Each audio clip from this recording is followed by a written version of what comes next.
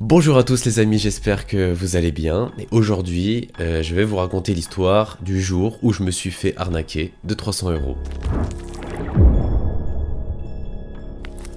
Vraiment, j'aime beaucoup ces vidéos où on vient discuter, où je viens partager des expériences que j'ai vécues.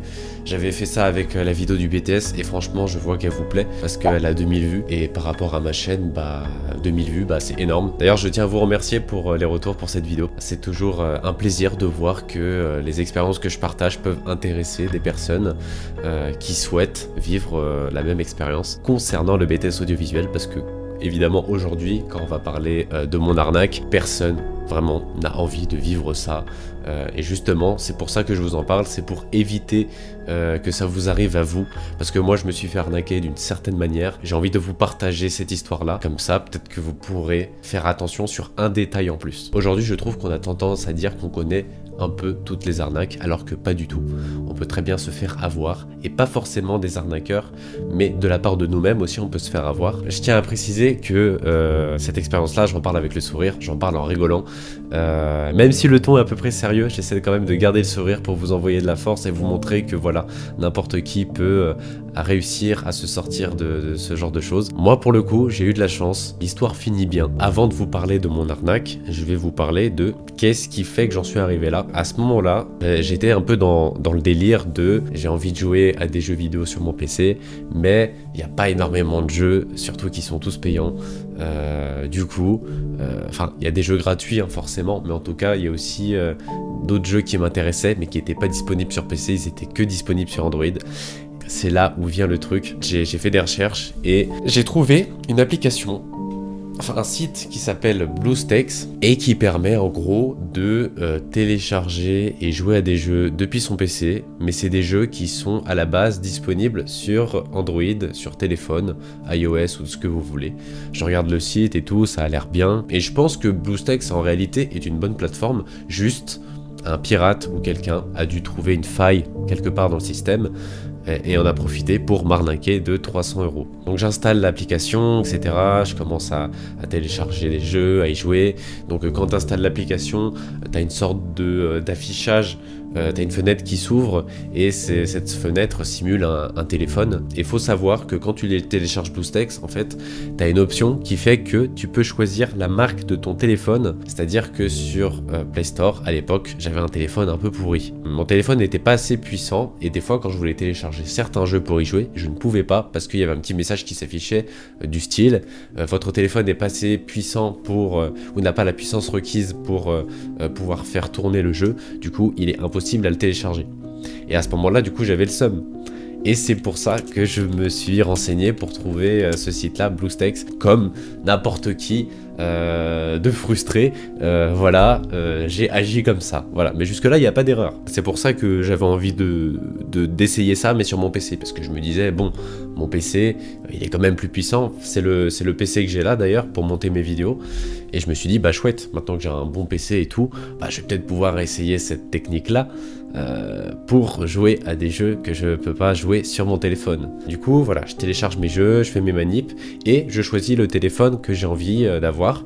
Donc je mets le téléphone, on va dire, le plus puissant. Donc je sais pas, à l'époque c'était iPhone 12 ou les meilleurs Samsung. Et je télécharge les jeux et du coup, je peux y jouer et tout, normal. Et je pense que c'est à ce moment-là que je me suis fait pirater et arnaquer. Quand j'ai téléchargé BlueStacks, je me suis inscrit avec mon adresse mail, etc. Donc il y a eu mes informations qui sont rentrées. Je pense que en changeant de téléphone, parce que je l'ai pas fait qu'une fois, je me disais ouais, finalement je devrais peut-être mettre ce téléphone là parce que j'aurais accès à tel et tel jeu. Enfin bref, j'étais comme ça. Enfin je pensais à ce moment-là comme ça. Et je pense que en changeant de téléphone plusieurs fois via l'application, c'est une bonne idée de la part de BlueStacks, mais en tout cas, il y avait une faille, je pense, dans le système, et un pirate a dû se dire, ok, à travers le faux téléphone, je vais réussir à trouver la faille pour obtenir son adresse mail et avoir toutes ces informations, etc. Dans mon dos, il y avait quelqu'un qui était en train de faire cette manipulation pour obtenir ces informations. Voilà, au bout d'un moment, du coup, j'étais en cours et on était dans un cours de montage, je crois. Enfin, on était dans une salle de montage puisque j'étais dans mon BTS audiovisuel à ce moment-là, en deuxième année. À vrai dire, tout se passe bien, j'écoute le prof, on est sur nos ordinateurs. Au bout d'un moment, je regarde mon téléphone et je vois une notification de la part de ma boîte mail qui me dit qu'il y a eu une facturation de 300 € sur Google Ads. Et là, je reconnais tout de suite que c'est pas moi. Tout allait bien et en une seconde, c'est la panique. Je me refais tout le chemin en tête et je me dis très vite, en fait, je fais le lien en mode BlueStacks, moi, les jeux et bam. Et je vais voir dans ma boîte mail et effectivement, il y a eu un achat de 300 € qui n'a pas été fait par moi, qui a été fait par une personne que je ne connais pas. Et là, je me suis dit, ah ouais, d'accord.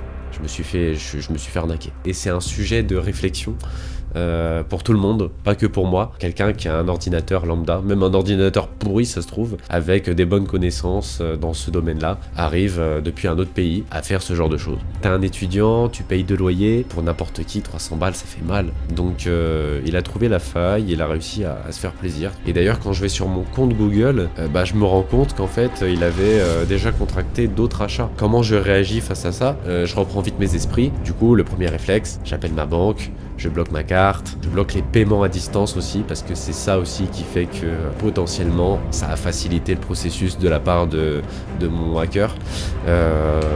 Voilà, sur mon compte bancaire, j'avais les paiements à distance qui étaient activés. Je suis sûr que si les paiements à distance étaient désactivés, il n'aurait pas pu me voler mes 300 balles. Bref, du coup je fais les manips et voilà. Maintenant c'est sécurisé, c'est bloqué et d'ailleurs j'ai commandé une nouvelle carte, etc. Enfin voilà.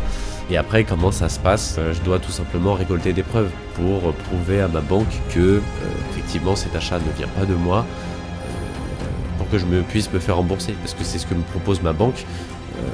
Je citerai pas le nom des banques parce que si jamais, enfin je sais pas, peut-être pas aujourd'hui, mais si jamais la vidéo marche bien ou que la chaîne marche bien plus tard, j'ai pas envie de parler, voilà, je reste anonyme là-dessus. Mais en tout cas, ma banque est une bonne banque, je trouve. Enfin, moi en tant que jeune de 20 ans, ils ont été très bienveillants avec moi, ils ont été à l'écoute, ils ont été compréhensifs et surtout ils ont été réactifs. Voilà, j'ai fait des screens, etc. J'ai monté un dossier, j'ai tout envoyé à ma banque. Et finalement, ils ont réussi à me rembourser. Et j'ai eu beaucoup de chance. Certains n'ont pas forcément les preuves. Moi, j'ai eu de la chance aussi, c'est que le mec, il a réussi à me hacker ma boîte mail. Il a eu accès à toutes ces infos, etc. Et moi, je pense que s'il a réussi à hacker ma boîte mail, c'est lui qui a réussi à obtenir des informations de mes cartes, peut-être qui étaient enregistrées sur ma boîte mail, qui depuis ne sont plus du tout enregistrées sur ma boîte mail. Maintenant, ma carte, c'est que physiquement, hein, voilà. Et j'arrive à faire des paiements à distance, mais c'est moi qui rentre les infos et je ne fais jamais enregistrer. Ne faites jamais enregistrer les infos de vos cartes parce que à partir du moment où c'est enregistré, vous pouvez plus l'effacer. Quand j'ai regardé mon compte Google, j'ai essayé d'enlever ma carte. Je trouve que c'est vachement con. Quand tu veux supprimer un moyen de paiement sur ton compte Google, tu ne peux pas. Enfin, sauf si tu le remplaces par un autre moyen de paiement. Moi, ce que je veux, c'est qu'il n'y ait aucun moyen de paiement sur mon compte Google parce que n'importe qui arrive à pirater ta boîte parce que tu as fait une erreur ou parce que tu as eu pas de chance, n'importe qui peut avoir accès à ça. On est dans ce monde où il a réussi à se payer 300 balles de Google Ads pour lui. Ma banque m'a remboursé, donc moi, c'est comme si j'avais rien perdu. Mais lui, en tout cas, il a gagné 300 balles. En fait, quand tu te fais arnaquer, après, tu remets tout en question. Tu remets tout en question et quelques temps après, t'es parano.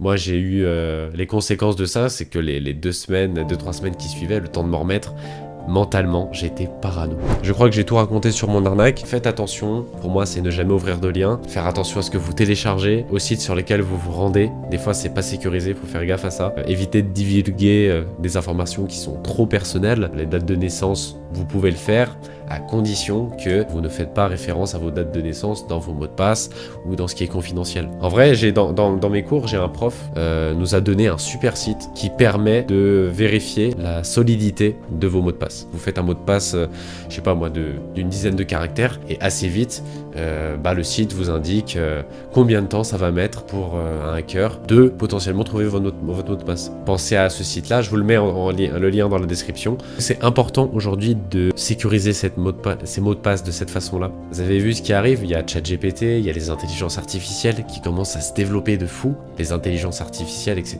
C'est super chouette quand c'est bien utilisé comme outil, mais ça peut être très dangereux si c'est entre de mauvaises mains. Voilà, c'est pas l'arme qui tue, c'est celui qui la tient. Ça se trouve, avec une intelligence artificielle malveillante, ce sera encore plus facile de trouver des mots de passe qui mettent 100 000 ans à trouver. Peut-être que la machine, elle le trouvera en 50 jours. On sait pas ce qui peut arriver. Pensez à sécuriser vos mots de passe. C'était un ton assez sérieux, mais sachez qu'en tout cas, ça me fait plaisir de partager cette expérience avec vous. La cybersécurité, c'est l'avenir, c'est le monde de demain.